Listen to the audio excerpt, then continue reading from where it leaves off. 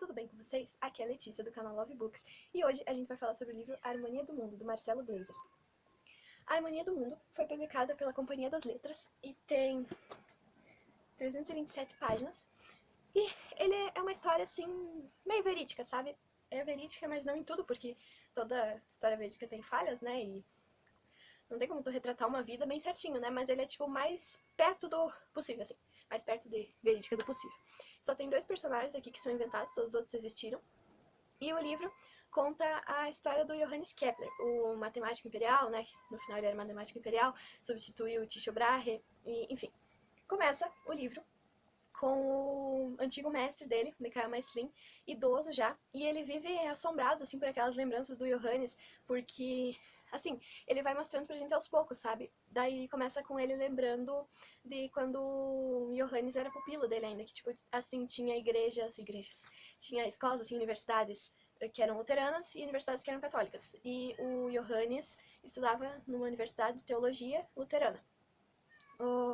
E o Johannes, eles, nessa época, assim, foi mais ou menos quando Copérnico falou, foi contra todo mundo, e falou que o Sol era o centro do universo e não a Terra. E poucas pessoas diziam, assim, abertamente, que concordavam. Mas, na verdade, várias concordavam, só que elas tinham medo de falar, sabe? Porque no meio de tantos conflitos religiosos daquela época, elas acabavam ficando com medo e ficavam aquilo pra elas. Já o Johannes não, o Johannes falava que fazia mais sentido, ou ele trazia as teorias dele, e o Mikhail Maeslin, por mais que ele concordasse, ele tinha medo de apoiar o Johannes, sabe? Ele, como ele tinha uma reputação a zelar e tal, ele não apoiava o Johannes, por mais que ele pensasse a mesma coisa. E então ele fica, depois, ali quando ele já tá idoso, que é quando ele tá contando a história, ele fica meio assombrado por aquilo, por ter largado o Johannes a própria sorte, por não ter apoiado ele, né? E bem no fim ele acabou superando ele mesmo assim, superando, ele pensa que, né? Enfim. Aí o Johannes, quando ele tá quase se formando, e tipo, quando ele estudava teologia, ele sempre teve ideias assim, tipo, diziam, os planetas giram em torno da Terra, do Sol, seja o que for. Daí ele pensava, tipo, tá, mas tem que ter alguma força, alguma coisa que faça esse planeta girar. E eles diziam, tipo, não, ele simplesmente gira porque gira. E ele não se contentava com essas respostas assim, ele sempre tentava buscar, sabe, o porquê.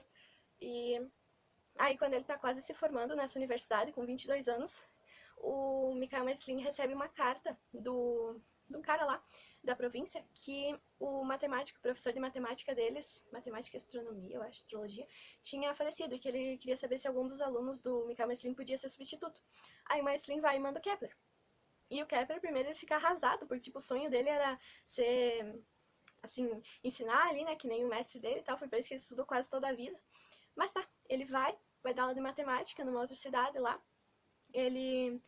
Lá ele dá um pouco as aulas, ele conhece a Bárbara, E, tipo, a gente vê bastante como era a vida daquelas pessoas antigamente, né? Tipo, eu achei... Quando ele conhece a Bárbara, eles se veem uma vez na igreja e ele já fica, tipo, tô apaixonado. Aí, no outro dia, ele já vai pedir a mão dela pro pai lá, aí ele já fica junto, a gente fica tipo, meu Deus. E se você parar pra pensar, era assim mesmo, né? Então ele traz mais uma reflexão de como era a vida naquela época. Também quando ele começa a ter os filhos dele, muitos filhos dele morrem por doenças da época ou por não terem medicamentos. Tipo, tem uns que morrem de febre, uma coisa que hoje a gente vai e toma um remedinho, né? Então, dá pra gente refletir bastante. Só que nessa cidade, quando ele tá lá, começam mais conflitos, assim, entre igreja católica e igreja luterana. Até que chega uma época que os católicos invadem e eles dizem que ou você, se você é luterano, ou você se converte, ou você tem um mês pra deixar a cidade. E tipo, hoje em dia a gente pensa que é um absurdo. E na época eles simplesmente aceitaram, né? Enfim. Aí o Johannes vai com a família dele, e daí ele acaba virando matemático imperial. Tipo, ele vai lá junto com o imperador e tal, e depois ele substitui Tycho Brahe, e daí ele vira matemático imperial.